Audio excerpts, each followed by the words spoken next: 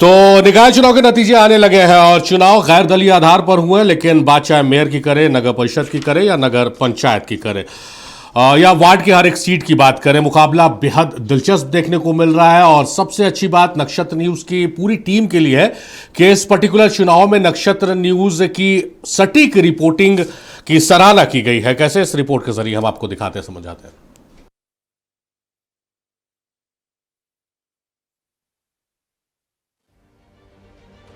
48 नगर निकायों में हर मतगणना केंद्र पर सबसे तेज और सबसे सही नतीजे के लिए लोगों की पहली पसंद नक्षत्र न्यूज रहा। आप यहां गोड्डा की मतगणना केंद्र पर देख सकती हैं। प्रत्याशी हो या समर्थक, सबकी नजरें सिर्फ नक्षत्र न्यूज पर थीं। पाकुड़ नगर परिषद के अध्यक्ष पद के चुनाव में शबरी पाल को जीत हासिल हुई है। उन्होंने अपने निकटतम प्रतिद्वंदी सेलिना सुल्तान को 2353 मत से पराजित किया। हर राउंड में शबरी का बक्सा छाप छाया रहा। शबरी पाल पूर्व बीजेपी जिला मोर्चा की अध्यक्ष हैं। इस बार उन्हें किसी पार्टी का समर्थन हासिल नहीं था। पीछे पूरा जनता का हाथ है, तो इसीलिए पूरा जितना भी पाकुड़ वासियाँ हैं, पूरा पाकुड़ वासियों को हम हर दिल से उन लोगों को मेरे जीत का बधाई दे देते हैं। हम ही को हमको तो बहुत खुशी हो रहे हैं जो हम जीते हैं। जनता मेरे साथ दिए हैं, जितना भी वोटर है मेरा पूरा उसको जितना हम वादा करे हैं वो पूरा निभाएंगे हम। जैसे जैसे निकाय चुनाव की रुझान सामने आ रही हैं, तस्वीर के दो पहलू साफ तौर पर नजर आ रहे हैं। इस बार शहर की सरकार मैया की सरकार है। आधी आबादी को पूरा हक मिला है। 50% रिजर्वेशन का असर नजर आ रहा है। वार्ड में जीतने वालों में हर दूसरा नाम महिला का है। दूसरी बड़ी तस्वीर ओबीसी रिजर्वेशन की है। सुप्रीम कोर्ट के फैसले और ट्रिपल टेस्ट के बाद झारखंड के इतिहास में पहली बार ओबीसी समुदाय को निकाय चुनाव में 14% का रिजर्वेशन मिला है। मंत्री योगेंद्र प्रसाद ने कहा कि नगर पालिका चुनाव में इस बार हम लोग के पक्ष में परिणाम आएगा, थोड़ा इंतजार कर लीजिए। ये शुरुआती रुझान है, अभी देखते देखते आगे जाइए, हम लोग के अनुरूप वो रिजल्ट आएगा। पार्टी के समर्पित कार्यकर्ता अलग अलग जगहों पे निकाय चुनाव लड़ रहे थे। पार्टी ने भी कई ऐसे हम लोगों के जो प्रत्याशी हैं उनको समर्थन दिया था। जहाँ जहाँ आदेश हुआ हम लोग प्रचार में भी गए और सबको शुभकामना देते हैं। काउंटिंग शुरू है और ज़्यादा से ज़्यादा कांग्रेस समर्थित प्रत्याशी जीत करके आए, इसके लिए हम लोग भी प्रार्थना कर रहे हैं। देखिए, समर्थित उम्मीदवार तो जो कोई भी पार्टी का लड़े, चाहे वो बीजेपी से लड़ा हो, चाहे वो आपका आजसू से लड़ा हो, चाहे वो जेडीयू से लड़ा हो, तमाम साथी जीते या हारे सबको इंडिया गठबंधन में आएगा। क्या कि बीजेपी के पास में कोई विजन ही नहीं है। वो सारे लोग तो इसीलिए हमारे ही समर्थित सारे लोग हैं, सारे लोग हमारे साथ में जुटेंगे। बिल्कुल आएंगे, बिल्कुल आएंगे। देखिए, आज बहुत ही महत्वपूर्ण दिन है। मतगणना शुरू हो गई है और कुछ समय के बाद रुझान भी आने लगेंगे और हमारा मानना है कि झारखंड के जिन 48 नगर निकायों में चुनाव हुए हैं, 3/4 से ज्यादा सीटों पर हम जीतेंगे। यह सरकार ने तो पहली हार मान ली साहब। दलगत आधार पर चुनाव होता था, इन्होंने दलगत आधार हटा दिया और बड़े पैमाने पर धांधली करने के लिए उन्होंने बैलेट पेपर से चुनाव कराया है, जबकि ये सरकार खुद 2 बार ईवीएम से जीत कर आई है। और जिस तरीके के संकेत मिल रहे थे, कहीं सीसीटीवी कैमरा ऑफ कर दिया गया और कहीं तरह तरह की बातें हो रही थी, तो हमारे कार्यकर्ताओं की कड़ी नजर रहेगी। राज्य निर्वाचन आयोग और राज्य सरकार को हमारी चेतावनी है कि काउंटिंग की प्रक्रिया पूरे तरीके से फेयर होनी चाहिए, वरना हमारे कार्यकर्ता आवश्यकता पड़ेगी तो सड़क पर उतरकर विरोध करेंगे। निकाय चुनाव की अहमियत ये है कि 50% रिजर्वेशन के साथ अब ये तय है कि शहर की सरकार मैया ही चलाएंगी। पहली बार ट्रिपल टेस्ट के बाद 14% ओबीसी रिजर्वेशन से पिछड़े समुदाय की भागीदारी निकायों में बढ़ेगी। निकाय चुनाव पूरा होने के इंतजार में वित्त आयोग का निर्देशित 2100 करोड़ का फंड अब जल्द रिलीज होने की संभावना है। साथ ही हाई कोर्ट की रोक हटने के बाद अब सपनों के घर के लिए बालू सस्ता होने की उम्मीद है। गोड्डा से प्रिंस यादव और पाकुड़ से नंद किशोर मंडल के साथ राजेश कुमार, नक्षत्र न्यूज, रांची। तो हमने जो जनता से वादा किया था उस वादे को हमने निभाया है और उस पर मुहर भी लग गई है। हर जगह सटीक रिपोर्टिंग के लिए, सटीक जानकारी के लिए, सुलझी हुई पत्रकारिता के लिए नक्षत्र न्यूज को देखा गया है। बहरहाल वापस हम खबरों में लौटते हैं और सीधे धनबाद रुख करते हैं। सबसे बड़े नगर निगम में, धनबाद नगर निगम में संजीव सिंह बढ़त बनाए हुए हैं और दिलीप हमारे सहयोगी वहां पर है। दिलीप का एक बार हम दिलीप से राब्ता कायम करते हैं। दिलीप अगर हमारे साथ जुड़ पा रहे हैं तो दिलीप है हमारे साथ। दिलीप, संजीव सिंह लगातार बढ़त बनाए हुए हैं अभी। जी बिल्कुल। क्या कुछ स्थिति है और क्या ये आकलन में था या लग रहा है कि नहीं भाई, मतलब इसकी सोच नहीं थी? क्योंकि हम लोग जो आकलन कर रहे थे, आपसे बात भी हुई थी, तो त्रिकोणीय मुकाबले की बात हो रही थी। संजीव सिंह उस त्रिकोणीय में एक कोण बनाते हुए नजर आ रहे थे। देखिए, जब चुनाव की घोषणा हुई थी और जब बीजेपी में सिर फुटबॉल की स्थिति हुई थी कि किसको प्रत्याशी बनाना है, किसको नहीं बनाना है, उस वक्त जब चंद्रशेखर अग्रवाल का नाम नहीं आया, वो हट के जेएमएम में चले गए और संजीव सिंह का भी नाम था, जो धनबाद लोकसभा के सांसद हैं, ढुलू मतून की पत्नी का भी नाम था। लेकिन संजीव कुमार पे सहमति बनी, ये दोनों भी अलग है। हालांकि सांसद ढुलू मतू तो साथ रहे, लेकिन संजीव सिंह ने निर्दलीय यानी कि अकेले चुनाव लड़ने का फैसला किया। देखिए, उस वक्त जब चुनाव लड़ रहे थे, ये कहा जा रहा था वो अपने राजनीतिक वजूद को बचाने के लिए चुनाव मैदान में है। कहीं से ये नहीं कहा जा रहा था कि वो रेस का घोड़ा होंगे और आगे चुनाव में आगे बढ़ेंगे, जनसंपर्क अभियान चलाएंगे, लोगों का रुझान उनके प्रति बढ़ेगा। देखिए, आकलन था। त्रिकोणीय मुकाबले में भी ये कहा जा रहा था कि चंद्रशेखर सिंह अग्रवाल या जीत सकते हैं या शमशेर आलम जीत सकते हैं, तीसरे नंबर पर संजीव सिंह रहेंगे। लेकिन जैसे जैसे चुनाव नजदीक आते गए और जिस तरह से दौरे हुए, बीजेपी में सिर फुटबॉल की स्थिति हुई, ढुलू मतों का जो बयानबाजी हुआ, पार्टी के अंदर अंदरूनी कलह हुआ, तो उसका ये कयास लगाया जाए उसका फायदा चंद्रशेखर अग्रवाल को मिलेगा, क्योंकि वो बीजेपी छोड़ करके जेएमएम में गए और बीजेपी से उनके अच्छे संबंध रहे। लेकिन इसका उल्टा देखने को मिला, जब धीरे धीरे काफिला बढ़ता चला गया, बीजेपी से जो मोह भंग होता गया कार्यकर्ताओं समर्थकों का, वो अंदर अंदर संजीव सिंह के साथ जुड़ते चले गए। देखिए, आंकड़े बता रहे हैं, अभी जो खबरें आई हैं, हालांकि आधिकारिक पुष्टि इस पे नहीं हुआ, 18,000 ज्यादा वोट से संजीव सिंह लीड कर रहे हैं। दूसरे नंबर पे चंद्रशेखर अग्रवाल है। अभी जो खबरें आ रही है, तीसरे नंबर पे संजीव कुमार है, चौथे नंबर पे शमशेर आलम है। देखिए, बात को समझिए और दर्शकों को भी हम समझने की कोशिश करेंगे। बाघमारा में 6 वार्ड पड़ते हैं।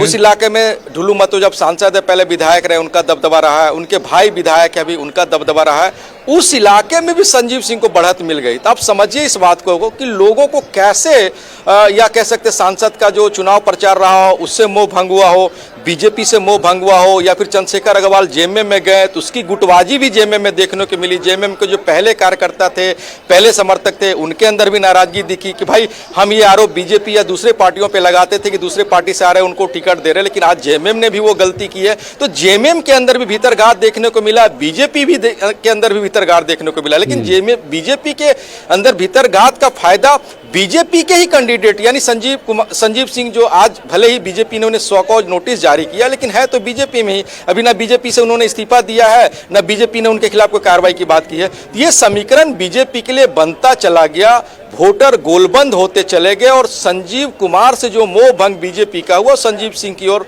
वोट शिफ्ट हुआ। देखिए, धनबाद हमेशा बीजेपी का गढ़ रहा है, यहाँ पे बाहरी वोटरों की बहुलता रही है।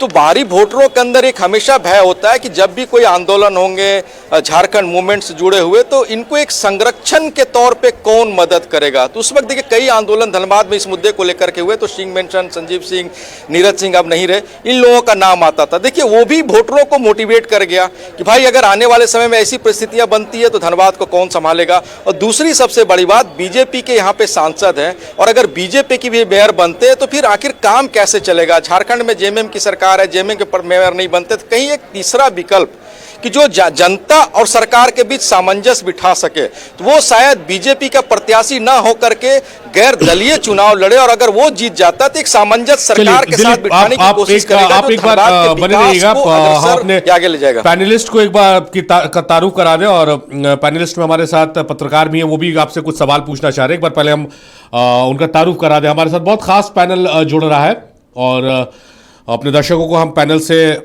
तारुफ करा दें। हमारे साथ मृत्युंजय शर्मा जी हैं, बीजेपी के नेता हैं। मृत्युंजय जी, बहुत स्वागत है आपका। हमारे साथ राज उरांव साहब है, कांग्रेस के नेता, बहुत स्वागत है राज साहब आपका। स्वामी दिव्य ज्ञान जी हैं, राजनीतिक विशेषज्ञ हैं और पत्रकार भी बहुत स्वागत है स्वामी जी आपका, और अजय सिंह है सीपीआई के नेता। जैसा आप बहुत स्वागत है आपका। स्वामी जी, कुछ आप हमारे सहयोगी से कुछ सवाल पूछना चाह रहे थे। क्या नाम है इनका? दिलीप जी। हाँ दिलीप जी, आवाज आ रही है मेरी? हेलो, लगता जी है बिल्कुल बिल्कुल। हाँ, आ रही है, अच्छा। आपकी आवाज आ रही है। जी, देखिए, सवाल दोहरा है। जैसे कि एक फैक्टर जो वहाँ इंटरनल फैक्टर है बाघमारा क्षेत्र का, जलेश्वर महतो और धुलू महतो में जबरदस्त लड़ाई रहती है यूनियन को लेके और भी व्यापारिक चीजों को लेकर के। तो उनके जो वोटर्स हैं, जो कांग्रेस के वोटर्स हो सकते थे, क्या संजीव सिंह को उनका समर्थन मिलता हुआ आपको दिख रहा है? दिलीप, देखिए, जिस तरह से परिणाम आए हैं उन इलाकों में, जिस तरह से संजीव सिंह को बढ़त मिली है, इस कयास में बल मिलता है कि कहीं ना कहीं जो जलेश्वर महतो से जुड़े या जो कांग्रेस के कोर वोटर रहे हैं, उनका समर्थन या उनका मूवमेंट या फिर वोटिंग के दौरान मन में बदलाव संजीव सिंह के प्रति जरूर आया है। देखिए, जलेश्वर महतो पिछले कई चुनाव लड़ रहे, वो जीत नहीं पाए, मंत्री रहे, लेकिन अभी पूर्व विधायक कहलाते हैं, पूर्व मंत्री कहलाते हैं। तो एक जो मजदूर संगठन को लेकर के अदावत होती है, कोलेरिया में अदावत होती है, तो उस अदावत में हमेशा जो अभी वर्तमान सांसद हैं वो भारी रहे हैं, जो वर्तमान विधायक है वो भारी रहे हैं, उनका एक दबदबा रहा है। तो कार्यकर्ताओं या समर्थकों के मन में ये रहा डर कि शायद वो कांग्रेस को समर्थन करते हैं या फिर बीजेपी के मेयर बन जाते हैं, तो शायद उनको वो संघर्ष करना पड़ेगा। और आज अगर धनबाद में उन इलाकों के मेयर कोई और बनते हैं, जैसे संजीव सिंह बन रहे, तो शायद एक नया समीकरण बनेगा, और वो जो कांग्रेस के साथ इंटरनल थे, हो सकता है संजीव सिंह के साथ आज, हाँ राजनीतिक तौर पे वो कांग्रेस के साथ रहेंगे, लेकिन मेयर के चुनाव में अगर वो संजीव सिंह के साथ रहते तो शायद एक समर्थन कह सकते हैं या मोरल सपोर्ट कह सकते हैं, वो मिलेगा, तो उनका मनोबल उस इलाके में मजबूत होगा। ये टू दी पॉइंट बात करें, जो सिंदरी सेक्टर है जहां चंद्रशेखर अग्रवाल का बेस है, और जो महिलाओं का जो एक 13,000 महिलाओं का उन्होंने समूह खड़ा किया एनजीओ का, तो उन सब का इस सवाल को हम फिर से लेंगे सर। आप लोगों से शुरुआत करते हैं, पैनल से शुरुआत करते हैं। सर, आप ही से सवाल रहेगा स्वामी दिव्यज्ञान जी, कि जिस तरह से आप आकलन कर रहे थे, हर सीट पर हम आएंगे, लेकिन रांची को आप जैसे बता रहे थे कि भाई कांटे की टक्कर रहेगी, आपने एनालाइज भी किया था, लेकिन शुरुआती दौर से रुझानों में रोशनी खान को कहीं आगे चल रही है। 10,000, 12,000, 15,000 की लीड अब हो गई है। किस रूप में देखते हैं? फाइट अभी बाकी है? देखिए, मेरे को लग रहा है मेरे को ये सूचना नहीं है कि किस इलाके में कितना वोट पड़ा है और या किस इलाके का अभी काउंटिंग स्टार्ट हुआ है। जो मेरे एग्जिट पोल में आया था जी। कि जो फासला 5,000 से 7,000 का होगा, और अगर हिंद पीढ़ी में का बूथ में जो झगड़ा हुआ था, अगर वो वोट्स जेएमएम को चले जाते हैं तो रोशनी खाल को आगे रहेंगी, और नहीं तो उन सब इलाकों का अगर वोट काउंटिंग नहीं हुआ होगा तो रमा खाल को इसको कभी भी किसी भी समय मैनेज कर सकती हैं। चलिए, मृत्युंजय जी का रुक करते हैं। मृत्युंजय जी, 2018 में क्लीन स्वीप थी, 80% इलाकों पे सीटों पर आप लोगों का दबदबा था। इस बार कुछ कम होता नजर आ रहा है। किस रूप में इसको देख रहे हैं? मतलब जीत का जश्न पूरा मना पा रहे हैं या फिर एक चिंता है? नहीं, कोई चिंता नहीं शाहरुख जी। और अभी तक जो मेरी जानकारी है, अगर आपके पास बेहतर हो तो जरूर बताएं, जो मेरी जानकारी है उसके हिसाब से कम जो नगर निगम क्षेत्र है, पिछले बार हम करीब 7 में थे और उतने ही के आसपास इस बार भी हम आ रहे हैं, अभी तक दिख रहा है। वो लीड्स थोड़ी बहुत ऊपर नीचे हो रही है। सारे नगर परिषद का भी मिला लेंगे तो मोटा मोटी आपको जो पिछले बार के रिजल्ट थे 80% के आसपास, उसके आसपास दिख जाएगा। लेकिन इससे भी ज्यादा इंपॉर्टेंट शाहरुख जी ये है, महत्वपूर्ण ये नहीं है कि हम 80 जीते कि 78 जीते कि 82 जीते। महत्वपूर्ण ये है कि इस राज्य में कई नगर निगमों में और क्षेत्रों में 3 साल बाद और कई जगहों पे 5 साल बाद सरकार के नहीं चाहने के बावजूद, बहुत एक्सप्लिसिटली नहीं चाहने के बावजूद निकाय चुनाव हुए।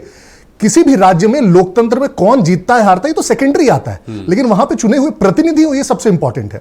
झारखंड के शहरों में 5 साल से सारे निगम चलाए जा रहे हैं सिर्फ एडमिनिस्ट्रेटर्स के माध्यम से, जहां वार्ड मेंबर्स नहीं है, किसी को कोई शिकायत भी करनी है तो कोई रिप्रेजेंटेटिव नहीं है, जहां हाईकोर्ट में बार बार फटकार लगाया जाए, कहा जाए कि चीफ सेक्रेटरी को जेल भेज देंगे, तब जाके चुनाव।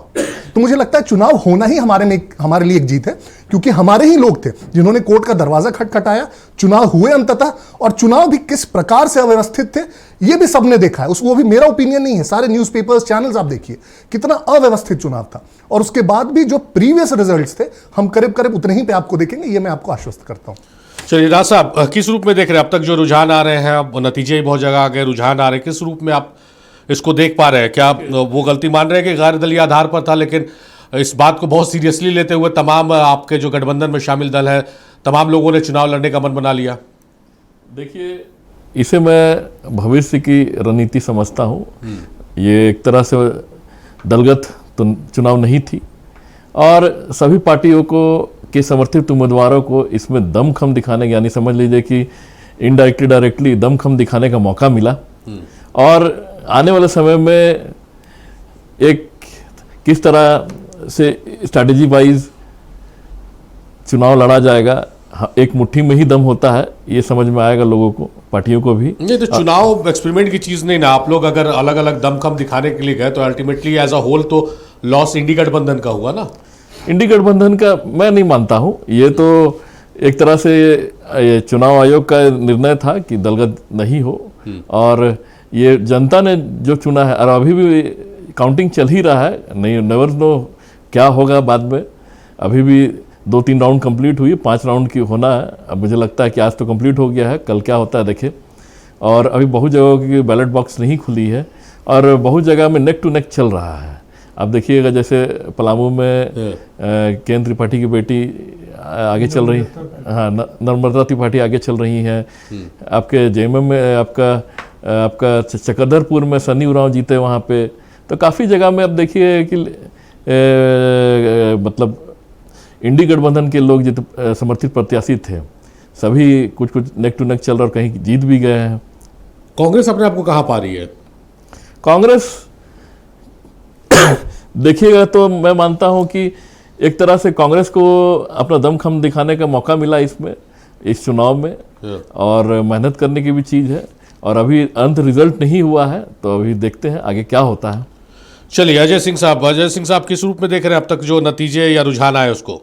देखिए, जो नतीजे आ रहे हैं, जैसे आपने कहा कि पिछले बार 80% सीटों पर कब्जा हो गया था, लेकिन ये अब दिख रहा है कि शहरों में जो इनका वर्चस्व था, वो धीरे धीरे जो वर्चस्व का जो प्रक्रिया था वो टूट रहा। तिलस्म जो था इनका कि बीजेपी सोचती थी कि शहरों में तो हमको कोई चैलेंज करने वाला नहीं है, उसको डायरेक्टली इंडी गठबंधन की ओर से चैलेंज मिल रहा है।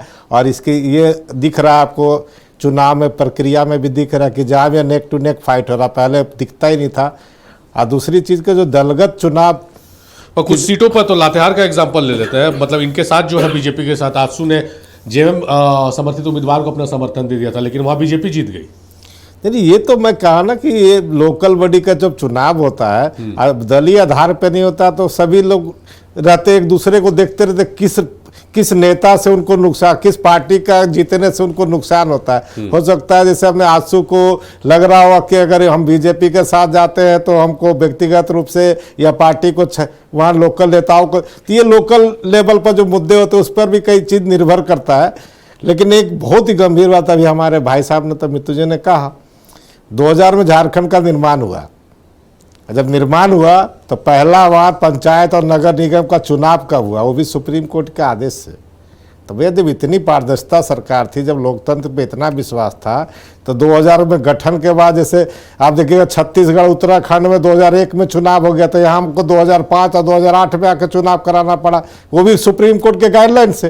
तो ये अब आरोप प्रत्यारोप का दौर लगता रहेगा कि किसने सरकार, ये है कि जनता को इसका भारी नुकसान उठाना चाहिए। लोकतांत्रिक प्रक्रिया में कोई भी सरकार जो इस तरह का हस्तक्षेप करती है कि लोकतांत्रिक प्रक्रिया को रोकने का जब काम करते, कहीं ना कहीं सरकार को ये जनता के भावनाओं को साथ भी छिड़काव होता है। तो इन सब बातों पर ध्यान देना चाहिए। और एक चीज़ है कि आपने कहा कि कई जब भी बात हो रही थी धनबाद का क्षेत्र का, मैंने कहा था, बात हो रही थी हमारे योगी साहब से, कि हमने कहा था कि धनबाद का क्षेत्र में चूंकि वर्चस्व की जब लड़ाई चलती है, तो वर्चस्व की लड़ाई में पक्ष विपक्ष, और उसमें दो दोस्त और दुश्मन कौन था इसको नहीं देखते हैं। उन्होंने जैसे ही सिंह मेंशन पर उन्होंने धुल्लू मतों ने हमला किया, तो पूरे जो विपक्षी खेमा के लोग थे, चाहे वो कांग्रेस हो, आरजेडी हो, बीजेपी, जिसका भी कहिएगा, उन लोगों ने लगा कि संजीव सिंह को समर्थन करके हम इस वर्चस्व को तोड़ने का काम ठीक है ना। तो दोनों हाथ में तो बीजेपी के लड्डू है ना, वो तो दोनों हाथ में लड्डू कभी नहीं हो सकता। क्या इसे तो निष्कासित नहीं ना, पार्टी के तो नेता ही। मैंने आप शोकॉज किया उनसे, शोकॉज किया तो क्या ढुल्लू महतो ने जब सिंह मेंशन पे किया तो उन पर शोकॉज करेंगे? जब डायरेक्ट एक बीजेपी के नेता पर एक सांसद लगा रहा आरोप कि गलत हो रहा, तो क्या उस पर वो नोटिस जारी करेंगे? यार लोकतंत्र की प्रक्रिया में तो दोनों को समान दृष्टिकोण से आपको देखना होगा ना, कि चाहे वो संजीव कुमार हो चाहे ढुल्लू महतो, अगर किसी पर आरोप प्रत्यारोप हो रहा तो पार्टी अगर कोई निर्णय ले, दोनों एक ही पार्टी का अगर है तो आपको दोनों को शोकॉज देना चाहिए कि आपने क्यों आरोप लगाया। अरे ये दलीय आधार पर चुनाव तो नहीं हो रहा था, आप किसको वोट दे रहे हैं आपसे पूछने नहीं जा रहे थे, लेकिन इस पर बात होनी चाहिए। जैसे कई चीजें होती है, जैसे हमने देखा रांची शहर में ही कई सीटों पर एक ही जगह पे 4-4 प्रत्याशी बीजेपी के लड़ रहे हैं, तो उन्होंने कहा घोषणा किया कि फलाने हम पार्षद को समर्थन कर रहे हैं। ये मौन दृष्टिकोण से देख रहे, जो जीता वो मेरा, बाकी हारा जो दूसरा का। तो ये सब प्रक्रिया चल रही है शहर में। और स्वामी जी ने एक बहुत अच्छी बात कही कि जब मेयर का जो चुनाव का प्रक्रिया चला, हमको लगता है 3 राउंड का काउंटिंग लगभग समाप्त हो चुका है, 10-15 वार्डों का और गिनती बच रहा है। वो एक गंभीर सवाल किस किस एरिया का बच रहा है। कई वार्ड ऐसे वार्ड 18 है, 41 है, 49, ये सब वार्डों का बच रहा है। उसका पिटारा में किधर वो वोट कन्वर्ट हुआ है, ये देखने की बात है। जेएमएम कितना प्रतिशत वोट काटता है। अगर जेएमएम 25 से 30-40 हजार वोट काटता है, तब हो सकता है कि रामा खलको जी का जो मार्जिन है जीत का या आसपास पहुंचने में उनको थोड़ी सी दिक्कत आ सकती है, लेकिन जिस तरह से बातें हो रही है तो ये देख रहे गंभीर सवाल है। चलिए, अब गठबंधन में शामिल जो दल हैं उनके प्रत्याशी, उनके समर्थित उम्मीदवार कितना वोट लाए, इस पर हाथ जीत निर्भर करी। बहरहाल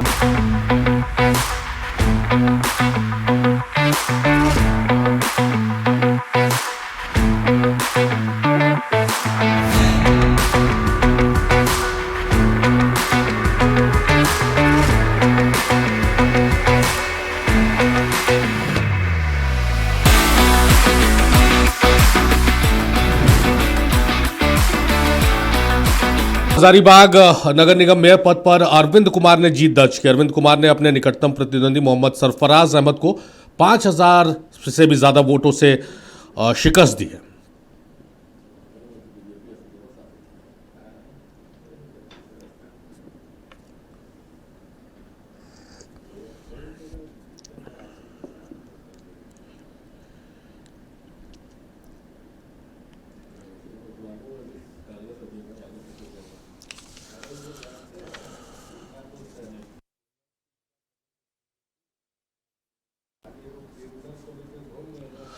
उधर जमशेदपुर के जुगसलाई नगर परिषद में 43 साल बाद नौशनीन खान अध्यक्ष चुनी गए हैं। उन्होंने रोमांचक मुकाबले में रिंकू सिंह को 720 मतों से हरा दिया है। झारखंड अल्पसंख्यक आयोग के अध्यक्ष हिदायतुल्लाह खान की पत्नी है नौशीन खान।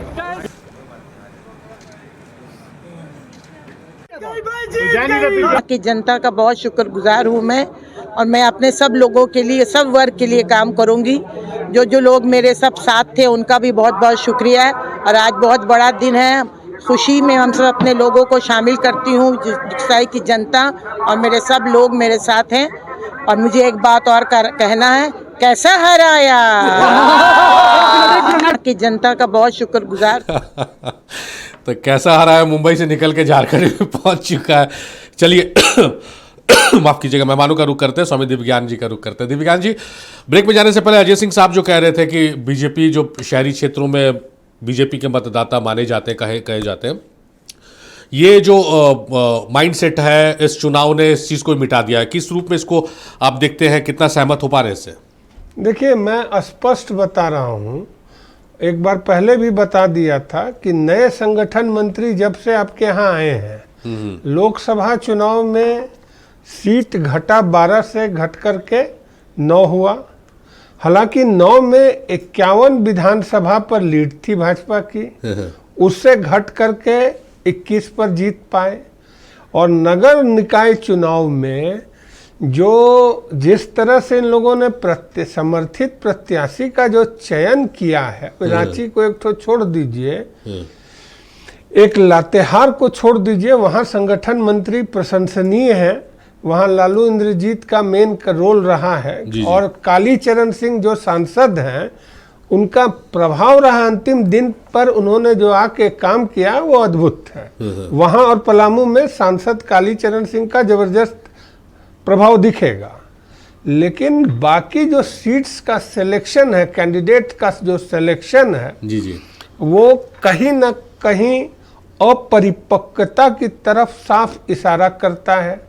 जैसे गिरिडीह में हाँ, तीन का नाम आया था सूत्रों के मुताबिक, 3 में से जो चौथे आदमी का नाम दिया गया जिसका कोई पब्लिक रिलेशंस PR नहीं, शैलेंद्र चौधरी, हाँ डॉक्टर शैलेंद्र चौधरी डॉक्टर हैं और एक मैरिज होम के मालिक हैं, और उनको दिया गया, जबकि कामेश्वर पासवान जिला परिषद उपाध्यक्ष थे और जिला मीडिया प्रभारी भी थे और प्रदेश में मोर्चा के अनुसूचित जाति मोर्चा के मंत्री भी थे।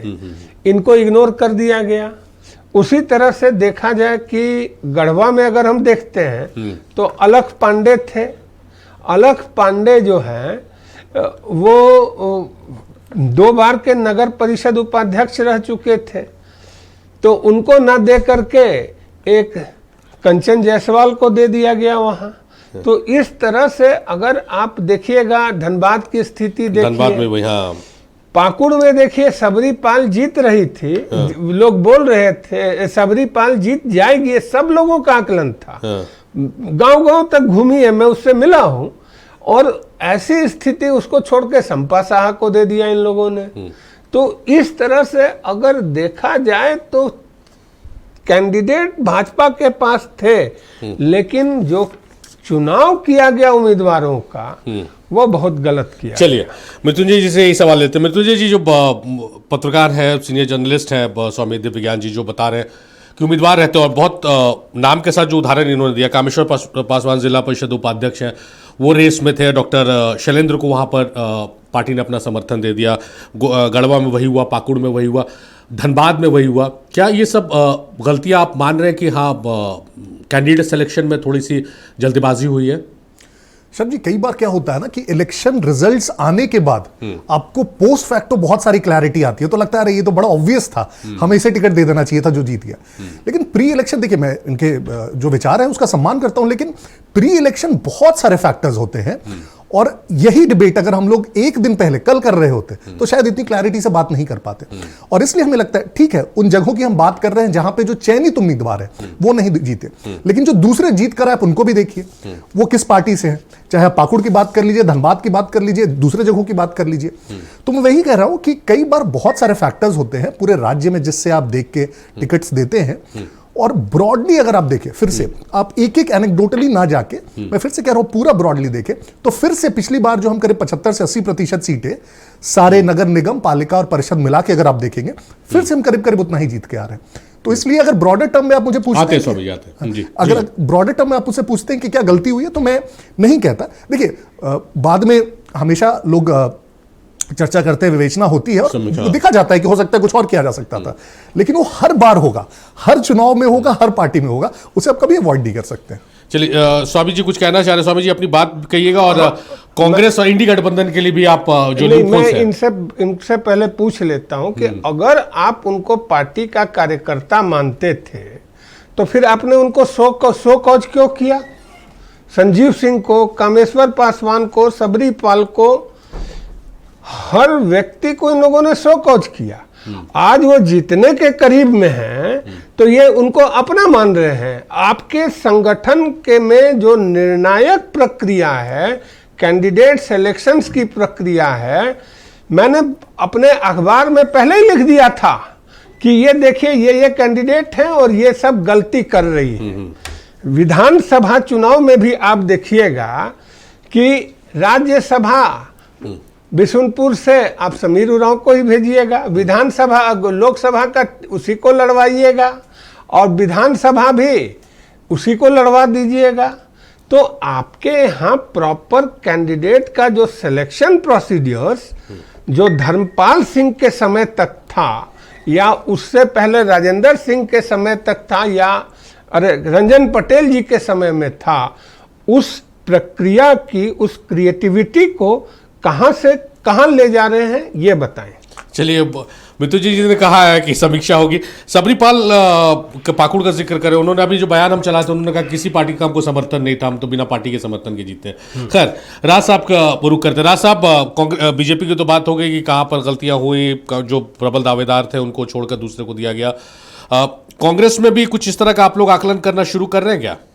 देखिए, अभी तक तो ऐसा कुछ विशेष नहीं है। हाँ, जीत हार के बाद कुछ आलोचना होती ही है, जैसे साथी बोल रहे थे, पर ये पार्टी का निर्णय रहता है समर्थित उम्मीदवार को किस तरह से मदद करना है, किस तरह जिताना है। कभी कभी डिसीजंस हमारे लिए फेवर में रहते हैं, कभी नहीं रहते हैं। ये परिस्थितियों की बात हो जाती है, जनता के मूड के ऊपर डिपेंड करती है कि वो किस तरह से अपने वोट का अधिकार का प्रयोग करते हैं। कहीं कहीं जगह पे हम लोग शायद जनता तक नहीं पहुंच पाते हैं या खुश नहीं कर पाते हैं, तो हमें वोट नहीं मिलता है। पर हमारी कोशिश रहती है कि हम एक एक व्यक्ति तक पहुँचे और अपनी बातों को स्पष्टता से वहाँ रखें और हमें उनके आशीर्वाद और प्यार मिले। दलीय आधार पर नहीं था, लेकिन बहुत सीरियसली आप लोगों ने चुनाव को लिया है। मतलब इतना सीरियस आपने लिया कि के त्रिपाठी साहब का बयान भी आ गया, और ऐसा बयान आ गया कि बीजेपी अगर वैसा बयान दी रहती तो आप लोग तमाम लोग हमलावर हो जाते हैं कि बीजेपी चाहती है सरकार को अस्थिर करना, सरकार को गिराना चाहती है। और आप ही के सीनियर है, पूर्व मंत्री रहे, चुनावी नतीजे के 15-20 दिन का समय भी मोहलत भी उन्होंने दिया है। देखिए, उन्होंने जो बयान दिया उनका पर्सनल था, इसमें हम लोग पार्टी लेवल पे नहीं बोल रहे हैं। किसी ने पार्टी के किसी प्रवक्ता ने या पार्टी में कोई झंडा उठाने वाले कार्यकर्ता ने ना, पूर्व मंत्री हैं, सीनियर लीडर है, उनका व्यक्तिगत बयान पार्टी का बयान माना जाएगा। उन्होंने पर्सनल लेवल पे बोला, इसलिए पार्टी ने अभी तक पर्सनल लेवल पे देखिएगा कि अभी तो तत्काल में तो उनकी बेटी लीड कर रही है, नम्रता त्रिपाठी। तो वो आरोप धुल जाएंगे क्या, बेटी लीड करी या जीत गई तो? नहीं, वैसा कुछ नहीं है। पार्टी इसको हर चीज़ को तत्परता से लेती है। हमारी अपनी कमीशन बैठती है, उसमें बात रखी जाती है, इंटरनल मैटर है। अच्छा, एक चीज़ देखिए, जो कहा जाता है बीजेपी के बारे में कि पार्टी विद डिफरेंस, बीजेपी इस चीज़ को प्रूव करती है। भाई, पार्टी लाइन से हटकर नॉमिनेशन किया, 19 लोगों के खिलाफ इन्होंने शो कॉज लेटर जारी कर दिया। आपके इतने सीनियर लीडर ने इतनी बड़ी बात कह दी कि भाई जेएमएम जो है बीजेपी के शीर्ष नेतृत्व से संपर्क में है, चुनावी नतीजे आने के 15 से 20 दिन में खेला हो जाएगा झारखंड में। क्या आप लोगों की तरफ से आप चुनाव के समय उनका निजी बयान है, भाई हमको कुछ लेना देना नहीं इससे? चुनाव के समय बहुत सारी चीज शिकूफा छोड़ी जाती है। अब इसमें लोग चुटकारे लेके मजा भी लेते हैं, हम भी मजा लेते हैं। और गिराना नहीं गिराना ये तो बात की बात है। अभी तक तो मैं सैकड़ों बार सुन चुका हूँ कि सरकार गिर रही है या बन रही है, पर ऐसा आज तक तो कुछ हुआ नहीं। सरकार आज भी अडिंग है, अपने सारे अलायंस इंटैक्ट। अभी तक आप विपक्ष की तरफ से सुन रहे थे ना, अपने तरफ से नहीं सुने, अभी अपनी तरफ से सुन रहे हैं। डिफरेंस है ना, वो डिफरेंस है। पर अब के त्रिपाठी जी से बेहतर बताएंगे कि किस वजह से उन्होंने क्या उन्हें मिला, उन्हें कुछ क्लू मिला, ये तो मुझे नहीं बताया उन्होंने। चलिए, मतलब उस बयान से अच्छा पीछा छोड़ा है कि भाई उनका व्यक्तिगत बयान है, वो समझे जीत जाएंगे तो हम उनका खैर मकदम करेंगे, उन्हें गले लगाएंगे। अजय सिंह साहब, किस रूप में देख रहे हैं गठबंधन के तमाम दल जो है, मतलब आरोप प्रत्यारोप जो चला, जो राज से सवाल है के त्रिपाठी का, सुप्रियो भट्टाचार्य ने सीनियर लीडर है, केंद्रीय महासचिव, बाज़ाब्ता प्रेस कॉन्फ्रेंस करके कह दिया कि कांग्रेस जो है वो उल्लंघन कर रही है नियमों का, चुनाव आयोग को इसमें ध्यान देना चाहिए। मतलब दलीय आधार पर नहीं था, लेकिन पूरा आरोप प्रत्यारोप चला है। एकदम सच्चाई है। हमको लगता है कि चूंकि दलीय आधार पर नहीं था, इसलिए हमेशा बयानबाजी में ध्यान रखना चाहिए कि किसी भी गठबंधन के धर्म के साथी को ठेस नहीं पहुंचे और आपसी सामंजस्य होता है। और चुनाव के प्रक्रिया के दर में जब आपको चुनाव लड़ना ही था तो सामंजस्य करके बैठक बुला के इस पर निर्णय करके एक सामूहिक निर्णय लेके जरूरत पड़ती तो आप चुनाव में जाते। जैसे आपने रांची का ही सीट ले लीजिए, रांची मेयर सीट में टोटल 19 नॉमिनेशन हुए, जेएमएम की ओर से 8 नॉमिनेशन हुए या 7 या 8 नॉमिनेशन हुए थे, बीजेपी की ओर से 3 लोगों ने नॉमिनेशन किया था। तो लास्ट में जब ये तय हो जाती है तो उसके बाद नॉमिनेशन वापस ले जाने की जो प्रक्रिया चालू होती है, अगर ये पहले से ही डिफरेंस पार्टी भी डिफरेंस और जब पार्टी सामंजस्य बना के कोई काम करती है तो उस पर जब निर्णय हो जाता तो वो लोग लड़ते ही नहीं, क्योंकि आपने पहले खुली छूट दे दी कि आप नॉमिनेशन कर लो, दलीय आधार पे नहीं है, सभी लोगों को किस्मत आजमाने का मौका दे रहे हैं। तो ये बातें होती है तब उसमें कहीं ना कहीं दिक्कतें आती है। हमको लगता है सामंजस्य, एक दूसरे का सम्मान और राजनीतिक शिगुफा नहीं हो सकता। ये इसलिए नहीं हो सकता क्योंकि अगर एक वरिष्ठ साथी कुछ बोलता है तो उसको अपनी बातों को समझना चाहिए कि मैं क्या बोल रहा हूं, और चाहे वो हमारे त्रिपाठी जी हो चाहे सुप्रियो जी, ये आपस में तालमेल करके सरकार की गरिमा को बचाए रखने की बात करें। ये दलीय आधार पे चुनाव नहीं था, इसलिए इसको दलीय मुद्दे नहीं बनाने की जरूरत थी। ये बनाना था कि कैसे हमारा जिस क्षेत्र में भी हम चुनाव लड़ रहे हैं वहाँ के जनता को कैसे अधिक से अधिक सुविधाएं, मूलभूत सुविधाएं में उपलब्ध कराएं। इसके लिए हम घोषणाएं करते सामूहिक रूप से कि अगर हमारा मेयर का प्रत्याशी जीतेगा तो हम ये जन सुविधाएं लोगों के बीच पहुंचाने का काम करेंगे। पूरे झारखंड में क्या बोलते हैं, साफ सुथरा स्वच्छ पेयजल पहुंचाने का काम करें, स्वास्थ्य सुविधाओं का बढ़ोतरी करेंगे, ट्रैफिक सिस्टम का सुधार करेंगे, जाम से मुक्ति दिलाने का काम करेंगे, रात को 12 बजे तक शहरों में आवाजावन की सुविधा को आसान करेंगे। इन सब चीजों को इन लोगों को प्रेस कॉन्फ्रेंस करना चाहिए कि अगर हम जीत के आते तो, अगर ये पॉलिटिकल एजेंडा चाहते थे कि ये दलीय आधार पर नहीं, लेकिन ये पॉलिटिकल एजेंडा में इनको देना चाहिए था सभी दलों को कि हम शहर की बेहतरी के लिए क्या काम कर सकते हैं। इन एजेंडाओं पर चर्चा करवानी चाहिए थी सभी को। चलिए, अब मृत्युंजय जी मुझे स्माइल करते हुए बड़े अच्छे लगते हैं। मृत्युंजय जी के चेहरे पे एक स्माइल ला देते हैं। मृत्युंजय जी, रोशनी खालको 24,084 वोट से आगे चल रही रमा खालको से, लेटेस्ट अपडेट ये है। नहीं, हम लोग बहुत हद तक आश्वस्त रहे। देखिए, इसे आप ओवर कॉन्फिडेंस मत बोलिएगा, इतनी बेसिक असेसमेंट हम लोगों की भी रहती है, इस पे हम लोग बहुत क्लियर रहे। लेकिन जब तक रिजल्ट नहीं आएगा तो ठीक है, अगर मेरे साथी जो दूसरी पार्टी हो कि वो फिर भी अगर होप रखे तो मुझे कोई उसमें एतराज नहीं है। लेकिन हमें पता है कि रांची जैसी सीट पर बहुत क्लियरली हम लोग जीत रहे हैं। और देखिए, एक चीज जो सरकार ने करने की कोशिश की, वो जैसे अजय भैया बता रहे थे कि दलीय आधार पर नहीं किया उन्होंने चुनाव, ये सोचकर कि दलीय आधार पर होगा और सिंबल मिल जाएगा तो बीजेपी को एक एज मिल जाएगा शहरों में, जो जनरली दिखता है। लेकिन आपने दलीय आधार पर नहीं करके भी क्या किया, जैसे हम लोगों ने समर्थन दिया किसी को भी मेयर के पद के लिए या निकाय अध्यक्ष के लिए, आप लोगों ने भी तो वही किया।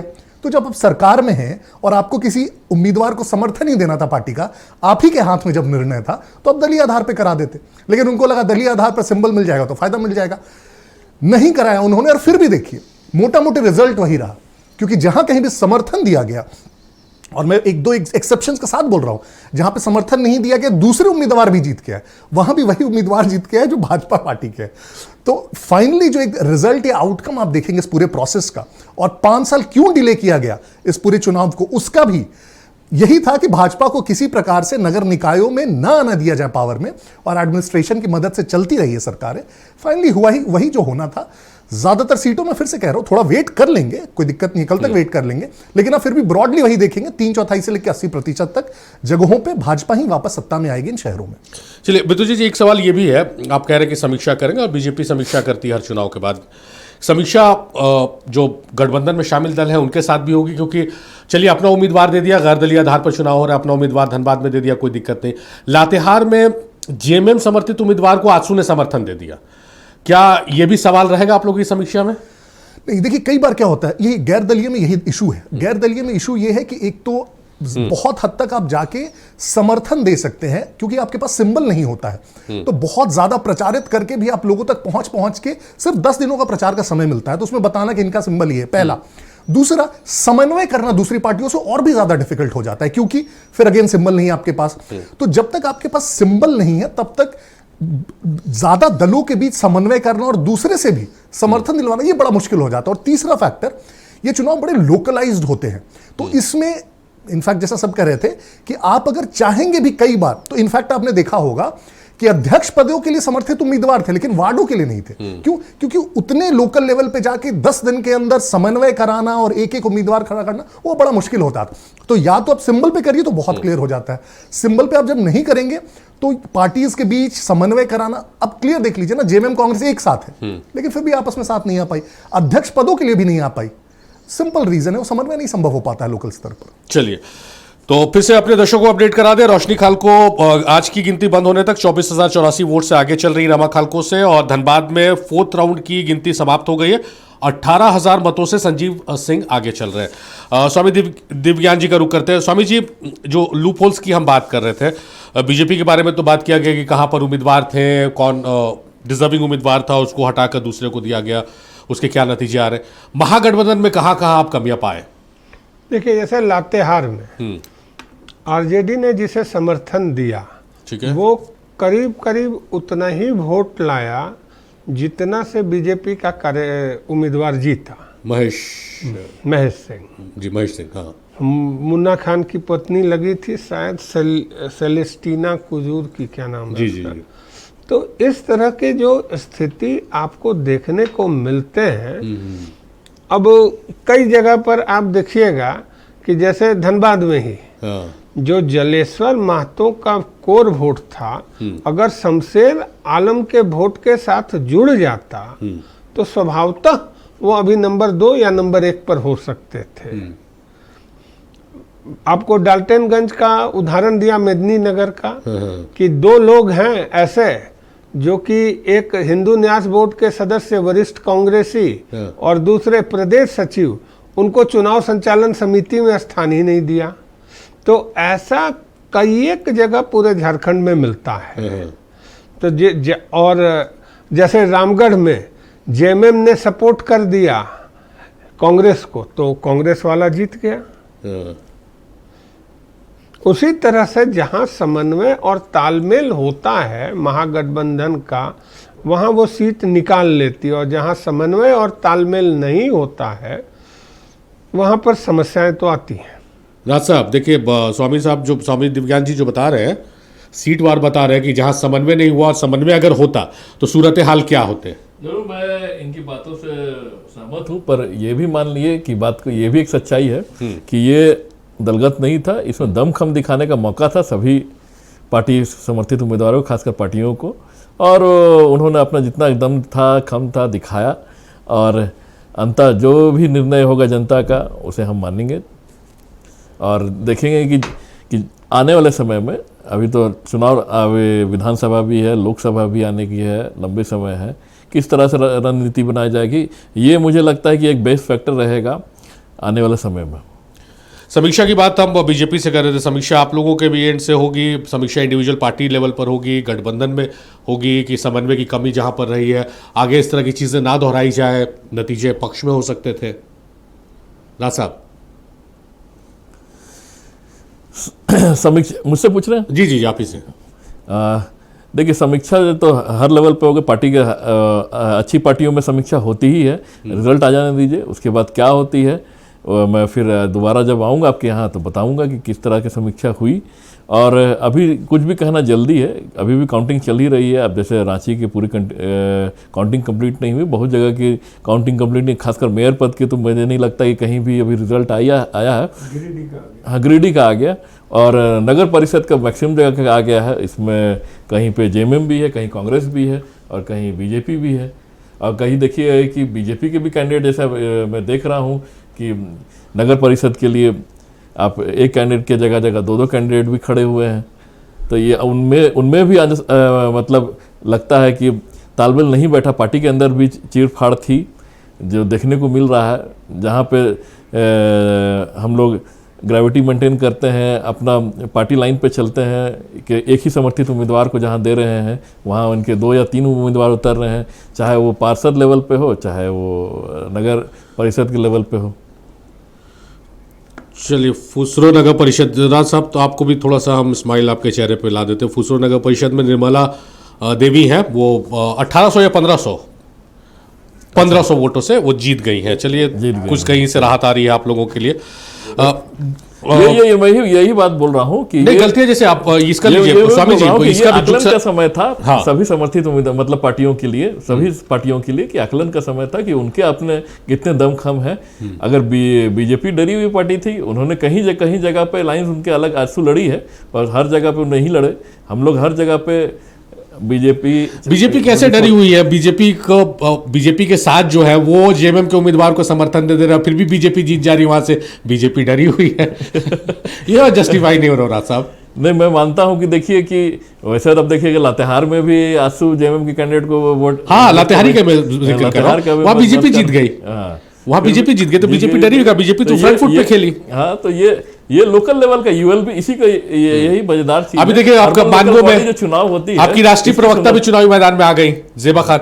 हालांकि शुदा गुप्ता वहां से एक नंबर पर चल रही है, बहुत ज्यादा मार्जिन से नहीं। अगर जेबा खान चुनाव में लड़ती होती तो वो नंबर ऐड होते। जरूर जेबा खान जी भी लड़ी है और राष्ट्रीय प्रवक्ता है, रही है और अच्छी कैंडिडेट थी, पर चुनाव में अंतर जरूर आ रहा है उनके। अगर नहीं लड़ती तो शायद हमें और उन्हें बेनिफिट मिलता। तो ये सब चीज है, ये अर्बन लोकल बॉडीज चुनाव का यही एक सुंदरता है, लोकतंत्र में देखने को मिलता है। आप मानिए ना मानिए, ये एक बढ़िया मैं बोलूँगा कि हेल्दी फ्रेंडली और मैच है, जिसमें हम लोग अपना आकलन कर पा रहे हैं। कांग्रेस पार्टी आकलन कर पा रही है, जेएमएम पार्टी आकलन कर पा रही है, आरजेडी आकलन कर पा रही है और सीपीआई भी अपना आकलन कर पा रही है। तो मैं लगता है कि आने वाले समय में बीजेपी को इस चीज़ में खुश नहीं होना चाहिए कि आज जीत रही है, आने वाला समय का तैयारी है ये। चलिए, मैं इत्तेफाक रखता हूँ इससे कि हेल्दी कंपटीशन है। मुझे ये लगता है कि भाई तलखी जो चुनाव से पहले देखने को मिला, वो चुनाव के नतीजे के बाद वो तलखियाँ बढ़े ना या वो तलखियाँ बरकरार ना रहे, बस यही है। अजय साहब, वाइंड अप कॉल आपसे लेंगे। क्या वही फिर के समीक्षा आप लोग भी सरकार के साथ जो शामिल दल है तमाम लोग इस बात की पैरवी करेंगे कि भाई समन्वय की कमी की वजह से ऐसे नतीजे आए? हालांकि नतीजे बहुत बुरे नहीं है कि आप लोगों को मैं बोलूँ कि एकदम बुरे नतीजे आप लोगों के लिए। नहीं, ये सही बात है कि जहाँ जहाँ सामंजस्य बैठा, जैसे अभी आपने फुसरों की बात कही, तो वहाँ सामंजस्य अच्छा बैठा था, इसीलिए हम लोगों को पहले से था कि जीतेंगे। तो ये कमी रही है, जो सामंजस्य प्रॉपर वे में अगर होता तो रिजल्ट और बेहतरीन हो सकता था। इसीलिए हमारा साफ कहना कि बेहतर सामंजस्य बनाइए, ताकि अगर आप किसी भी प्रतिस्पर्धा में जाते हैं तो जोरदार टक्कर देके अपनी जीत को सुनिश्चित कर सकें। चलिए Swami ji, wind up call आपसे लेंगे, कंक्लूड कर दीजिए आप।